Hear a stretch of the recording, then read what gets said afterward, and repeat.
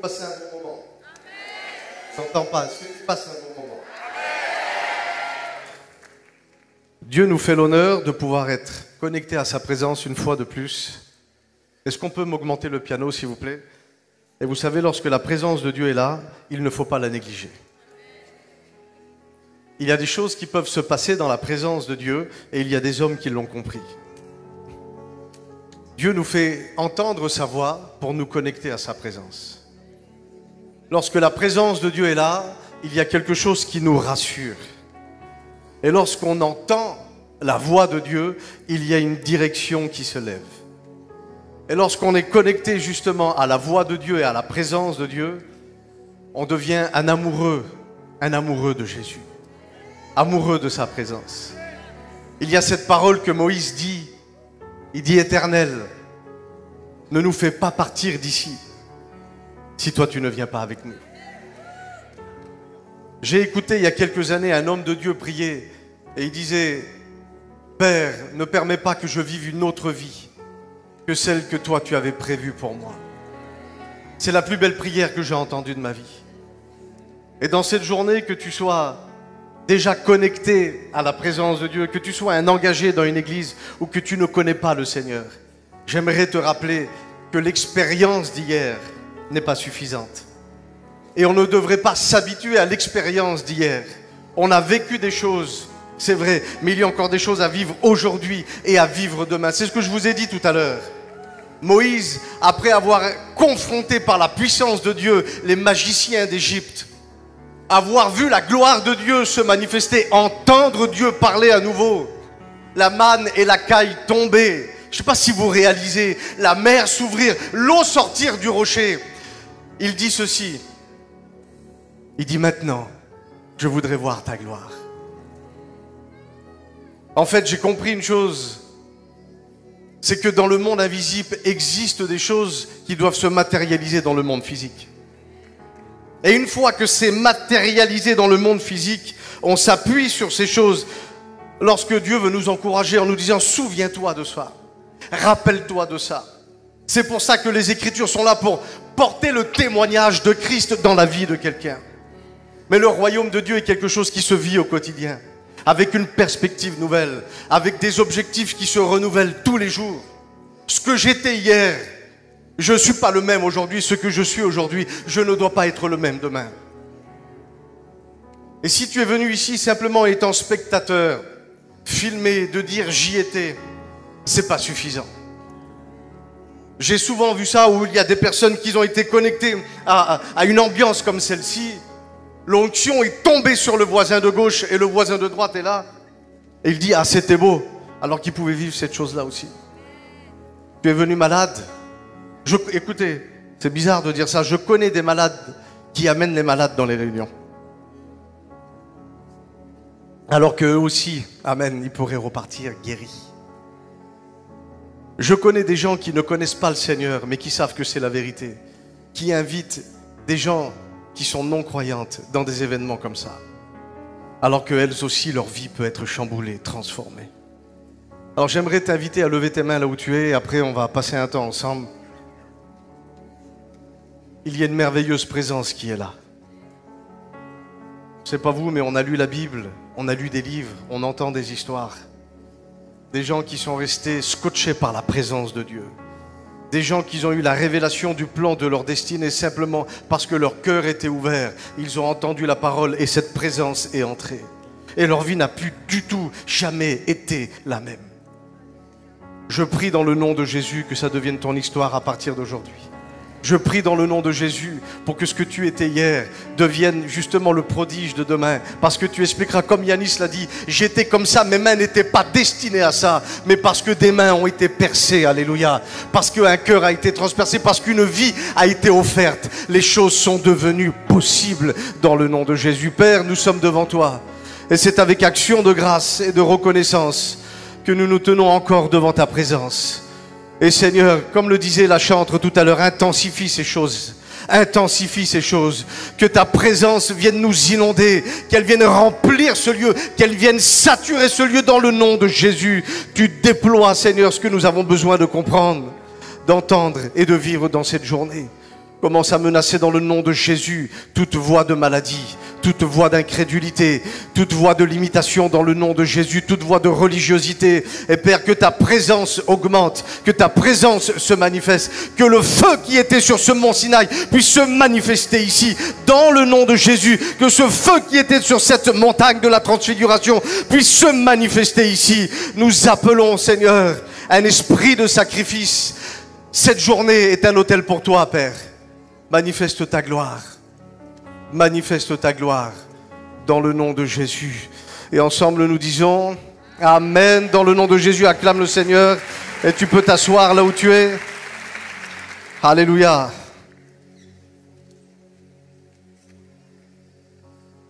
Qui a déjà expérimenté la présence de Dieu ici? Lève la main. Gloire au Seigneur. Vous savez, il y a longtemps, quand je me suis converti, je me sentais investi de cette mission de pouvoir faire connaître le Christ. Et une fois, je monte dans un taxi, je revenais d'un voyage, et je suis tout seul avec le chauffeur de taxi, et je me dis, voilà une cible pour moi. Et puis, je suis là, je commence à parler au taxi, puis d'un seul coup, allez, je me lance. Je dis, est-ce que vous avez déjà entendu parler de Jésus? Et moi, dans mon esprit, je me dis, ce gars-là, il n'a jamais entendu parler de Dieu, et là, je vais pouvoir bien lui prêcher dans le taxi. Et il dit, monsieur, il dit tous les jours, tout le temps, on est sans cesse en train de me témoigner de Jésus. Et il y a quelque chose qui a frappé mon cœur, c'est que l'œuvre de Dieu, Dieu en prend soin. Nous, on prend soin des bâtiments, on prend soin de nos familles, on prend soin, mais Dieu prend soin de ses enfants. Dieu veut prendre soin de son œuvre. Parce que peu importe ce que l'on a fait, peu importe ce que l'on n'a pas fait, nous avons du prix aux yeux de Dieu. Et le sacrifice que Dieu a offert a coûté trop cher à Dieu pour que ce soit réservé simplement le dimanche matin dans une prédication où on peut entendre peut-être parler d'une solution. Non. Il y a un nom qui nous a été donné, c'est ce que Yanis vous a dit tout à l'heure. Il y a longtemps, j'ai entendu cette parole, j'étais pas dans ma famille destiné à devenir un prédicateur, un enfant de Dieu. Et par des circonstances que Dieu permet, ce qu'on appelle des cordages d'amour dans le langage évangélique, j'ai été attiré à faire une expérience avec le Christ. J'ai été attiré dans des réunions semblables à celle-ci et je ne vous cache pas que tout ce qu'il y avait autour de ces réunions, pour moi, ne représentait pas ce que Dieu devrait représenter. Et lorsque je suis sorti de ces endroits, ma façon de penser vis-à-vis de l'évangile n'avait pas changé. Ce que j'avais compris, c'est que c'était des gens qui voulaient nous faire du bien. Que derrière, il n'y avait pas forcément une arnaque ou quelque chose comme ça, mais des gens qui avaient cru un message et qui avaient décidé de vivre sur la terre en tant qu'être humain sous une forme de spiritualité. Et puis, j'étais dans ma course dans ce monde. Je me rappellerai toute ma vie, c'était dans le sud de la France. Je suis arrivé à un guichet pour parler avec une dame pour pouvoir avoir les horaires pour prendre un billet d'avion. Et là, j'ai une voix qui s'est fait résonner dans mon esprit, qui s'est adressée directement à moi. Cette voix disait « Pardonne-le, car il ne sait pas ce qu'il fait ». Et sur ces paroles, il y a quelque chose qui s'est ouvert dans mon esprit, c'est difficile à définir. Nous, on appelle ça une conversion radicale. J'ai été converti sur le champ. J'ai compris qu'il y avait un ciel. J'ai compris qu'il y avait un enfer. J'ai compris que Dieu était vivant. J'ai compris que vivre dans la vie que je m'étais fixé avec mes objectifs, même si je n'étais pas plus méchant qu'un autre, ce n'était pas une vie que Dieu avait désirée pour moi. Et lorsque je suis sorti de cet aéroport, mes questions vis-à-vis de Dieu ont commencé à changer. Moi, j'étais un garçon qui buvait énormément. Je fumais 3 paquets de cigarettes par jour. Sans rentrer dans les détails, j'ai été curieux de tout ce que le monde offre de bon ou de moins bon. Je n'ai pas été dans des limitations. J'étais dans une bonne famille qui me donnait ce que j'avais besoin. Nous avons été élevés aux portes de Paris. Je suis forain, fils de forain. J'habitais dans des caravanes à 500 mètres des boîtes de nuit dans Paris. Tout ce qu'il y avait à faire dans le monde, j'ai pu le tester. Mais lorsque la présence de Dieu, elle vient vous rencontrer, il y a quelque chose qui vient s'installer dans votre cœur, même si ce n'est pas toujours facile, même si on ne comprend pas tout. Ce que vous avez goûté sur le moment, c'est incomparable. On ne peut pas le comparer. La Bible dit même que nous aurons l'éternité tout entière afin de pouvoir essayer à comprendre et chercher Dieu. Imaginez-vous les choses que Dieu nous donne ici. Et à partir de ce jour-là, ma vie a complètement changé. Mais je suis honnête avec vous. Dans quelle église on va? Puisque lorsqu'on rencontre le Seigneur, on nous dit qu'il faut trouver un pasteur, il faut trouver quelqu'un qui s'occupera de nous, un grand frère, un ancien, appelez-le comme vous voulez, et se connecter à une église. Moi, je connais aucune église que lorsque vous frappez à sa porte, elle vous dit « Viens ici, nous, on n'a pas la vérité ». Toutes les églises, lorsque vous frappez à leur porte, vont vous dire quelque chose « Viens ici, nous, on va s'occuper de toi, et nous, on a la vérité ». Mais la vérité, elle se trouve dans les Écritures. Elle ne se trouve pas nécessairement, écoutez, la vérité ne se trouve pas nécessairement dans une organisation, bien que Dieu utilise les organisations. Et moi, j'ai été élevé dans un système où on a pris soin de moi, mais où on m'a expliqué que la vie avec le Seigneur était une vie avec beaucoup de souffrance, beaucoup de renoncement, ce qui n'est pas faux, mais ce qui n'est pas tout à fait juste non plus.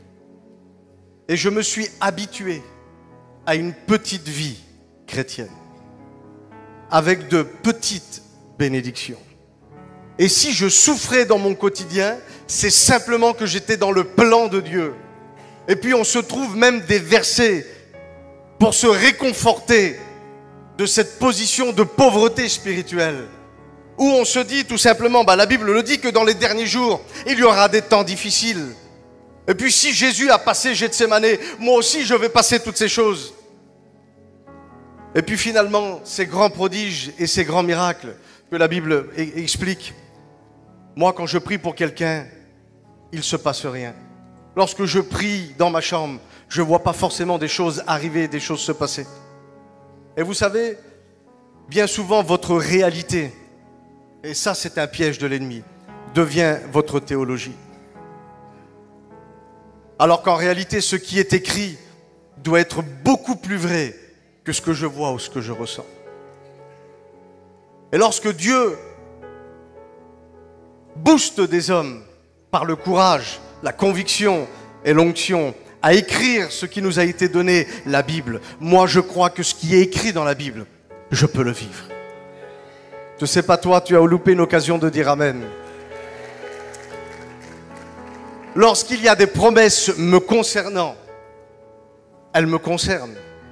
Ce n'est pas un évangile rétroviseur, où c'est toujours pour les autres, pour les gens du passé. Les hommes, les prédicateurs d'aujourd'hui ont une grande faculté à vous expliquer ce qui se passait du temps de Noé, du temps de Moïse, la présence de Dieu, comment a se manifester. On a une grande capacité à vous expliquer ce qui va se passer dans les temps futurs. La bête, le faux prophète, l'enlèvement de l'Église. Toutes des choses qui, soyons honnêtes, il faut avoir une grande foi pour y croire. Et aujourd'hui, on est là avec des petits problèmes. Avec une angine qui est sur nos enfants. Et on n'arriverait même pas à prier pour eux pour que le Seigneur les bénisse. Par contre, on croit à la bête à 10 têtes dans l'Apocalypse. Moi, j'aimerais vous challenger aujourd'hui. Il y a des choses qui vous concernent. Et j'étais en train de prier. Et vous savez, prêcher pour prêcher, merci Seigneur, Dieu permet qu'on puisse être utile dans son œuvre. Mais c'est le mot de Dieu, c'est le message de Dieu qu'on a besoin. Et Dieu m'a donné un verset pour nous aujourd'hui. Je vais vous le lire. Il se trouve dans le livre d'Ésaïe, chapitre 42, à partir du verset 6. Dieu parle et il dit, moi l'Éternel, écoutez bien, je t'ai appelé pour le salut. Et c'est ce qui s'est passé tout à l'heure. C'est ce qui s'est passé dans la vie de plusieurs ici, il y a quelque temps, il y a quelques années. Et écoutez, et il dit, je te prendrai par la main, je te garderai, je t'établirai, amen, pour traiter une alliance avec le peuple et pour être la lumière des nations. Pas pour être le jouet du diable, pas pour être le pantin de l'ennemi, pas pour que l'ennemi continue à dominer sur ta vie. Non, ce n'est pas le plan de Dieu. C'est pas je suis né dans le monde, j'étais en prison et maintenant que je suis converti, j'ai le bracelet, je suis en sursis. Non, c'est une totale liberté que Dieu nous offre. Et le verset continue et il dit ceci: je vais t'utiliser, alléluia, pour ouvrir les yeux des aveugles, pour faire sortir, amen, des prisons le captif et de leurs cachots ceux qui habitent, alléluia, dans les ténèbres. Il dit car je suis l'Éternel. Dieu valide cette parole par son nom, alléluia, c'est là mon nom, et je ne donnerai pas ma gloire à un autre, ni mon honneur à des idoles. Je ne localiserai pas ma présence dans un temps qui a été défini. Aujourd'hui, on essaye parfois de se trouver des excuses. On dit on n'est pas dans le temps du réveil. Le temps du réveil est là puisque le réveil a été déposé dans l'église. Amen. Les esprits d'antichrist agissent au milieu du peuple. Antichrist, anti-choisi, tu as été choisi. Antichrist, anti-onction, tu as reçu quelque chose. Anti-bénédiction, dès l'instant que tu commences à croire ce que Dieu dit de toi, il y a ces esprits qui viennent par des situations, par des blocages, par des mentalités non renouvelées. Mais je bénis le nom de Jésus parce qu'à partir d'aujourd'hui, les choses vont changer. Donne-moi les meilleurs des amens là où tu es. Alléluia, dans le nom de Jésus. Dans le nom de Jésus. J'aimerais vous parler de plusieurs choses pour éveiller en vous vraiment ce que Dieu a mis en nous. Vous savez, lorsqu'on a rencontré le Seigneur, la Bible dit que Dieu a changé notre cœur et qu'il a déposé son esprit. Et l'esprit qu'il a mis dans ma sœur, l'esprit qu'il a mis dans mon frère, l'esprit qu'il a mis en moi, l'esprit qui était dans les apôtres n'est pas plus petit ou il n'est pas plus grand. Mais en fonction de nos croyances, en fonction de notre obéissance et de notre implication, on va permettre à ce qui a été déposé de se déployer, alléluia, et de sortir pour que ça devienne visible. Mais il y a des choses que l'ennemi met devant l'Église pour pas qu'il entre dans le plan de Dieu. La première des choses que l'ennemi va essayer de faire ou de vous faire rentrer, c'est cet état d'esprit d'ignorance, où il semblerait qu'on se suffit d'avoir simplement vécu quelque chose avec le Seigneur, et dans notre esprit, je suis sauvé, c'est déjà pas mal, alors qu'il n'y a pas que ça. Il y a des choses que Dieu a déposées en nous et l'ignorance ne nous permet pas de pouvoir déployer ces choses. Je me rappelle il y a quelques années quand j'ai eu le permis de conduire et puis je ne vous cache pas que franchement, j'aurais pas dû l'avoir. J'étais pas trop fort pour les panneaux. J'étais pas trop fort pour les priorités à gauche ou à droite. Priorité à droite. Je me rappellerai toute ma vie, je viens d'avoir le permis, j'ai 18 ans, mon père m'a acheté une voiture, et puis forcément, comme tout bon Parisien, Champs-Élysées. Et lorsque j'arrive sur les Champs-Élysées, arrive ce qui devait arriver, je tamponne avec une voiture. Et lorsque je tamponne avec cette voiture, je vous dis la vérité, je ne sais pas si je suis en raison ou si je suis en tort. Mais les personnes, ils sortent de la voiture et ils m'expliquent finalement que c'est moi qui ai en tort. Donc je fais le constat. C'est moi qui ai en tort, je rentre chez moi, ça a une discussion avec mes parents, je suis un petit peu en colère parce que la voiture on vient de la voir et puis il va falloir faire le garage, etc. Puis moi ce que je ne savais pas c'est que quand tu tamponnes avec une voiture et que tu es un jeune permis et que tu es en tort, bah, ça fait beaucoup de malus par rapport à l'assurance. Et puis j'explique ça à un copain et puis je suis pas bien. Et il me dit mais tu sais que tu n'étais pas en tort. Il dit tu étais pleinement dans tes raisons. Alors là, merci Seigneur, il n'y a pas eu d'accident grave, c'est du matériel. On paye un petit peu plus cher l'assurance. Mais le diable est méchant. Et lorsqu'on est dans l'ignorance et qu'on n'entre pas dans cet esprit de connaissance, vous savez, la Bible dit, faute de connaissance, Ésaïe chapitre 5, il dit, mon peuple, sa richesse et sa gloire a été asséchée. Et il dit, ce peuple-là a été déporté dans un pays, faute de connaissance, ça veut dire parce qu'il est resté dans l'ignorance. Il dit, il a été déporté dans un pays là où le séjour des morts a ouvert sa bouche. Lorsqu'on est dans l'ignorance, nous sommes sous les paroles de l'ennemi. Nous sommes sous les paroles des limitations, les paroles du diable. Alors que quand on décide d'entrer dans la connaissance, on permet justement à la parole de Dieu de venir et d'agir dans notre vie. Ce sont des choses qui sont importantes, mais il y a une prise de responsabilité à avoir. Parce que lorsque tu ne sais pas certaines choses, c'est pour ça qu'il y a des foyers qui sont brisés. C'est pour ça qu'il y a des maladies qui restent dans le corps de certaines personnes. C'est pour ça qu'il y a des épreuves qui sont récurrentes et qui continuent d'agir dans ta vie. Parce qu'il y a des choses que tu n'as pas compris. Mais je bénis, amen, le nom de Jésus. Parce qu'à partir d'aujourd'hui, ça va changer. Qui croit à la parole de Dieu ici? Écoutez ça. Ésaïe chapitre 45, verset 3. Il dit, je te donnerai, c'est Dieu qui parle, des trésors qui avaient certes été dissimulés par les ténèbres. Vous savez comment on traduit le mot ténèbres en hébreu? On le traduit par le mot ignorance. Je vous relis le texte. Je te donnerai des trésors qui ont été dissimulés par cet esprit d'ignorance, des richesses qui ont été cachées. Elles ont été cachées par le diable. Il dit, mais afin que tu reconnaisses que je suis l'Éternel, je vais te restituer ces choses. Et on combat, écoutez bien, on combat cet esprit-là par un esprit de révélation. Rester dans l'ignorance, c'est faire le choix de laisser Satan gagner. Rester dans l'ignorance, ce n'est pas permettre à la victoire de venir nous saisir. Et c'est important de le comprendre que la victoire, elle nous a été donnée à la croix. Les capacités ont été ici et des événements comme ça, ils sont faits justement pour te booster. Pas que des paroles, lorsqu'on va prier, tu vas voir la gloire de Dieu. Est-ce que tu crois que tu vas voir la gloire de Dieu? Alléluia!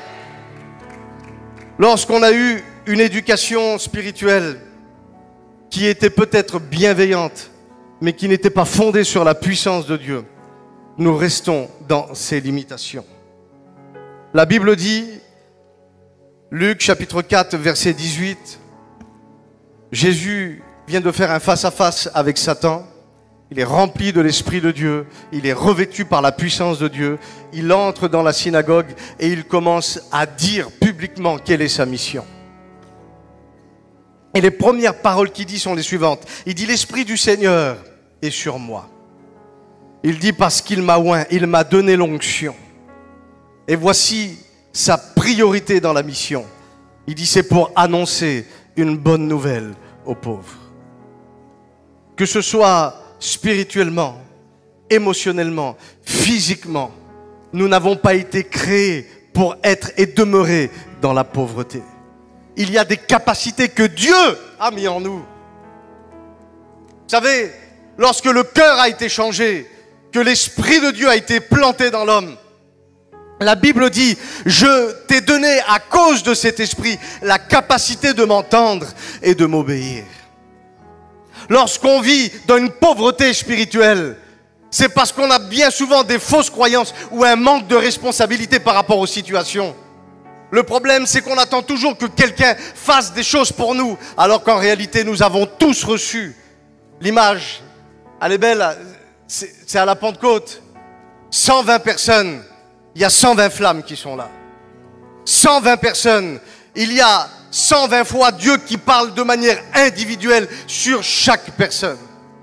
On ne peut pas éternellement dépendre toujours de l'un ou de l'autre. Ils sont là pour nous aider, mais pour nous propulser là où on devrait être. Et c'est pour ça que Dieu dit à Adam, mais Adam, où es-tu? Parce qu'il n'était plus à l'endroit de l'obéissance. Dieu nous attend à un endroit. Oui, on n'est pas parfait. Oui, on mettra des genoux à terre. Mais je sais une chose, si tu l'as dit, tu vas le faire. Je ne sais pas comment tu vas le faire, mais je sais que tu vas le faire. Vous savez, on veut sauver le monde. On ne sauvera pas le monde simplement par des paroles. Lorsqu'on reçoit les instructions du dimanche, il y a la mise en pratique pour les 6 jours qui arrivent. Et c'est ça que les gens regardent. Est-ce que ce qu'il dit est aligné avec ce qu'il vit? Lorsqu'il dit que le Seigneur guérit, est-ce qu'il, quand tu le regardes et qu'il prie pour les gens, les âmes sont guéries? Lorsqu'il dit qu'il y a restauration, restitution, et que tu le regardes et qu'il est encore dans la dépression? Je ne parle pas des vents contraires, je parle d'un état. Et Jésus, quand il vient, il dit ceci, il dit, moi je veux que mes brebis aient la vie. Mais il dit, une vie en abondance. Une version de Bible dira une vie extraordinaire. Ça, c'est le plan de Dieu, Église. Toi qui viens de donner ton cœur à Jésus, c'est le plan de Dieu, alléluia, pour toi. Et la clé de tout ça, Dieu me l'a révélé il y a quelques années, c'est que lorsque Dieu met l'homme et la femme sur la terre, il a déposé Adam et Ève, et on pourrait le présenter de la manière suivante, au milieu de sa présence. Et il dit, ce que je t'ai donné, je vais te demander de le garder. Ce que je t'ai donné, je vais te demander de le cultiver. Et puis il lui donne une mission, il lui donne des capacités. Il dit, tu vas dominer. Moi, pendant le début de ma conversion, j'ai énormément subi. Énormément subi, où je ne comprenais rien. Je dis, mais pourtant, Seigneur, tu dis ça dans la Bible. Et puis moi, regarde, je vis complètement le contraire. Je vois des hommes de Dieu à travers les réseaux sociaux qui vivent des choses. Et tout ce que moi je fais, eh ben, il y a comme, voilà, l'échec qui est là. Et puis vous savez, la foi vient de ce qu'on entend. Faites attention à ce que vous entendez. Le plus mauvais prédicateur du chrétien, c'est vous-même lorsque vous vous prêchez vous-même. Lorsque vous êtes en train de vous dire, je n'y arriverai pas. C'est pas pour moi. Ce n'est pas ça. La foi vient de ce qu'on entend. Qu'est-ce que tu dis de ta propre vie? Qu'est-ce que tes oreilles entendent de ta propre bouche? Et ce n'est pas du coaching de dire je vais y arriver. Ce n'est pas du coaching personnel où on va dire Seigneur tu as fait. Non, c'est proclamer la parole de Dieu pour que ta foi entende ce que tu es en train de dire, pour que tu deviennes véritablement cette arme, alléluia, entre les mains du Seigneur. Au nom de Jésus. Il a dit tu vas dominer, tu vas assujettir. C'est ce que nous avons reçu, Église. Lorsqu'il dit ces choses à Adam, il les dit aussi à toi. Le jour où tu as reçu le Seigneur, l'Esprit de Dieu en toi doit te rappeler ces choses. Il a déposé des capacités. On sort de cette malédiction adamique. Et Dieu nous positionne dans la bénédiction du Christ. Amen. Et lorsque je considère ces choses, vous savez, ce n'est pas de la magie, ce n'est pas de la superstition. Mais à partir du moment où tu attelles ta foi à ces choses-là, tu vas commencer à voir ta vie changer. Tu vas commencer à sentir la paix revenir, la joie qui vient s'installer. Ou dans des moments très simples de la vie, tu as un collègue au travail, il est là, il boite, il a un petit peu mal, il ne sait pas. Et tu ne vas pas prier 3 heures pour lui lancer une invitation pour qu'il vienne à la réunion. Non, tu es toi l'invitation de Dieu sur la terre. Et tu dis, je ne connais pas nécessairement ton problème. Je ne sais pas ce que tu as vécu. Mais je connais un nom, alléluia, qui est capable de changer. Tu mets ta main sur son épaule et tu dis, reçois la santé, reçois la guérison. C'est ça que Dieu t'appelle à faire, Église. Est-ce que tu es d'accord avec ça? Tu me donnes le meilleur des amens dans le nom de Jésus.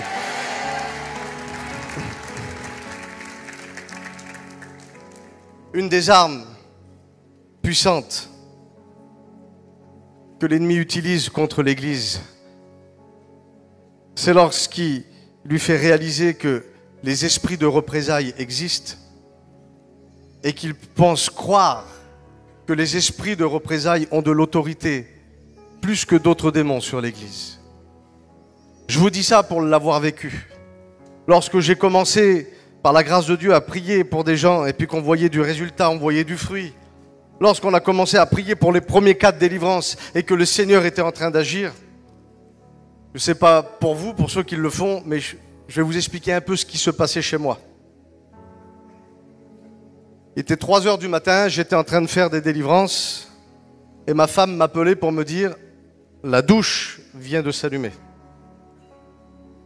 Il fallait que ma femme se lève en pleine nuit avec mes bébés qui étaient tout petits à l'époque et nous on ne connaissait pas du tout ce monde-là. Et il fallait qu'elle aille éteindre la douche pendant que moi je faisais la délivrance. Et en fait, il y avait comme des esprits d'intimidation, des esprits de représailles qui étaient là. Et lorsque je rentrais le soir, je voyais au pied de mon lit des sorcières me regarder. Des masques vaudous tournaient autour de tout ça.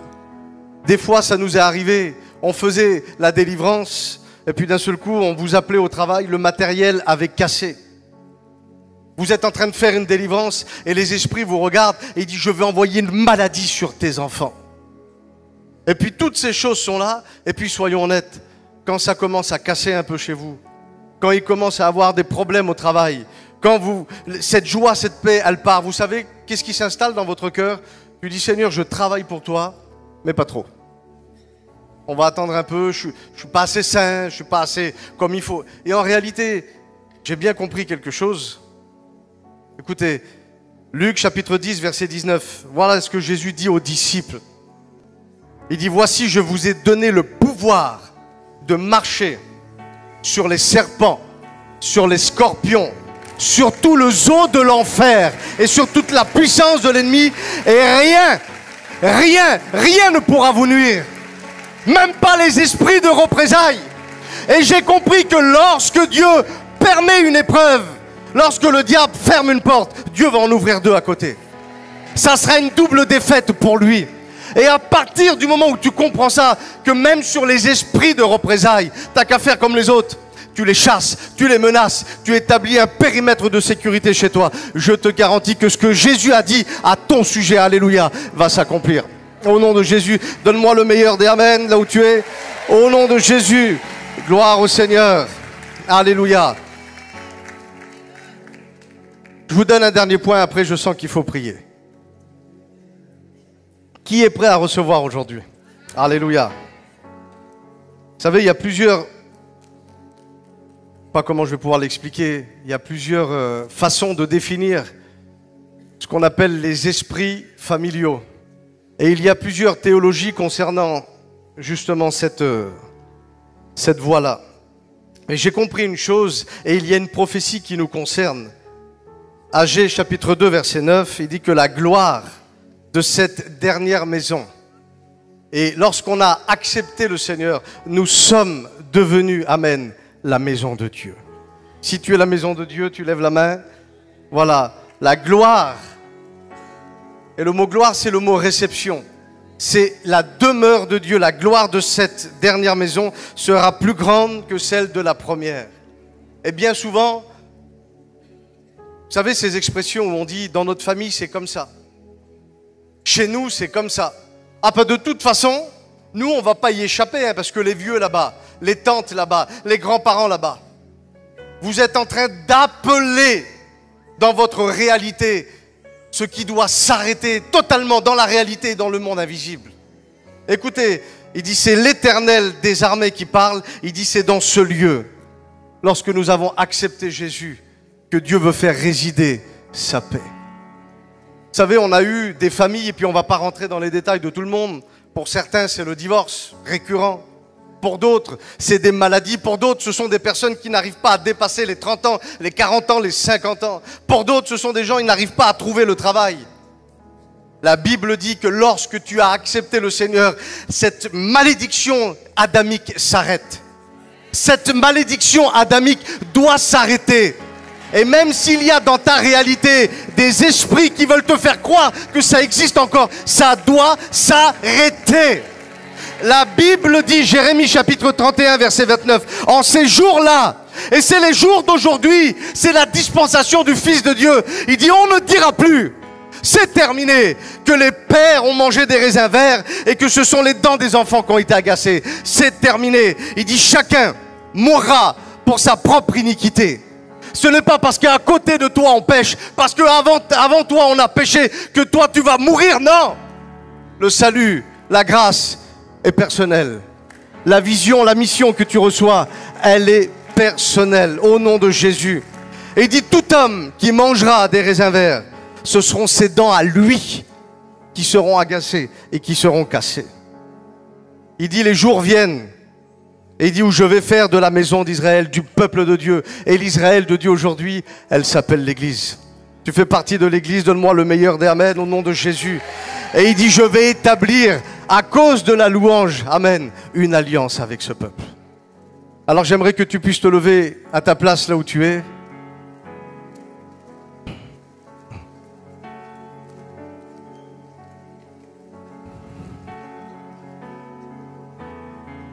Il y a un appel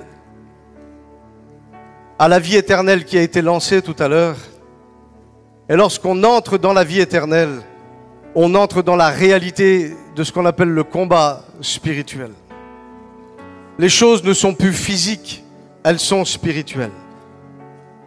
Mais il n'y a aucune arme qui est dans les mains du diable que Dieu ne peut pas maîtriser. Il n'y a aucune situation diabolique que Dieu n'est pas capable d'amener sa sainteté, sa pureté et son amour. Trop de gens aujourd'hui sont entrés dans le cadre de l'Église. Et soyons honnêtes, il y a, depuis que certaines personnes sont en Christ, beaucoup plus de problèmes dans leur vie qu'avant. Et il y a un double problème dans ça. Parce que ça te pose des interrogations personnellement. Tu dis, mais finalement dans le monde, j'étais pas si mal. Ce problème-là, je ne l'avais pas. Cette difficulté-là, je ne l'avais pas. Cette maladie n'était pas arrivée. Cette opposition, je ne l'avais pas. Ça pose des questions personnelles, mais aussi par rapport aux gens qui vous regardent. Parce que lorsqu'on vous regarde, que vous étiez dans la joie, vous rentrez dans l'église et vous devenez courbé, ça ne donne pas envie aux gens du dehors d'entrer dans l'église. Et je crois qu'aujourd'hui, ça va changer. Je crois fortement qu'aujourd'hui ça va changer. Ferme tes yeux là où tu es, je te relis le verset qu'on a lu ensemble. Moi l'Éternel, je t'ai appelé pour le salut. Je te prendrai par la main et je te garderai. Je t'établirai pour traiter alliance avec le peuple. Tu as une mission, alléluia, au sein de l'Église pour le salut des âmes, pour devenir la lumière des nations. Pour ouvrir les yeux des aveugles, c'est à toi que cette parole s'adresse. Pour faire sortir de prison le captif et de leur cachot ceux qui habitent dans les ténèbres. Il dit, moi je suis l'Éternel. Je ne sais pas vous, mais moi ça me touche. Comme si que Dieu signe de son nom et il l'a signé du sang de son Fils. Que ces choses-là, elles sont pour toi. Et si Dieu l'a dit, il va l'accomplir dans la vie de plusieurs aujourd'hui. Au nom de Jésus, afin que toi aussi, tu puisses faire sortir, amen, de prison le captif, ceux qui sont dans les cachots, alléluia. Il dit, je ne donnerai pas ma gloire à un autre. Mais le nom de Jésus aujourd'hui va encore être élevé. Est-ce que tu le crois? Alors j'aimerais que tu fermes tes yeux là où tu es et que tu te concentres sur ces paroles. Au nom de Jésus. Et je vais faire un appel.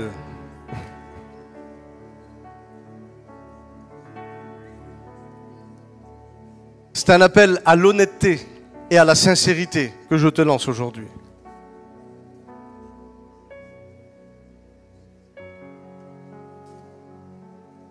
Dieu ne va pas crucifier un deuxième fils.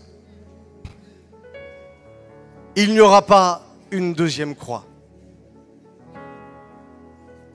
Je te le dis, ce qui a été fait est suffisant. Ce qui a été fait est suffisant. Au nom de Jésus. Alors je vais te poser cette simple question. Si tu t'es senti concerné par cette prédication, que tu sens véritablement donc cet appel de Dieu, à donner ton cœur à Jésus, tu connais ces choses-là, mais tu le sais que dans la réalité, entre ce que Dieu te demande de faire, entre ce que tu as cru et ce que tu devrais être, il y a un abîme. J'aimerais te dire aujourd'hui que ce qui était une mer rouge peut se transformer en tapis rouge dans le nom de Jésus. Il y a quelque chose pour toi. Il y a des personnes qui doivent être guéries. Vous savez pourquoi? Parce que ça fera partie de votre témoignage. Il y a des personnes qui doivent être libres. Alléluia. Parce que la liberté n'est pas une option dans le plan de Dieu, c'est un héritage. Que ce soit la liberté de penser, la liberté dans ton âme, la liberté dans ton corps, la liberté d'être libre. Il ne suffit pas de dire je suis libre pour être libre. Mais il faut que tu vives aujourd'hui cette liberté. Au nom de Jésus. Oui, Saint-Esprit, tu le fais. Ferme tes yeux là où tu es. Et on va chanter ce chœur ensemble qui dit tu es saint. Ce sont les seules paroles, amen, que les anges pouvaient dire dans le ciel lorsqu'il était assis sur le trône. Et lorsque la sainteté de Dieu, alléluia, elle est proclamée, elle est dite, lorsqu'elle est visualisée dans l'esprit, c'est là que celui qui est sur le trône peut descendre dans la vie de quelqu'un. La Bible dit que ce trône, alléluia, était en train de descendre. Et lorsque le roi descend dans une situation, c'est qu'il a décidé justement d'apporter sa justice et son jugement. J'aimerais te dire, et je le sens dans mon cœur, que beaucoup d'esprits, de mauvais esprits aujourd'hui, vont être condamnés et vont être relâchés, vont être partis de ta vie au nom de Jésus. Que la peur d'exercer ce que tu dois être va quitter dans le nom de Jésus. Que tu puisses dire maintenant, je vis la vie, ce pourquoi j'ai été appelé sur cette terre. Oui, Saint-Esprit, tu le fais dans le nom de Jésus. Alléluia.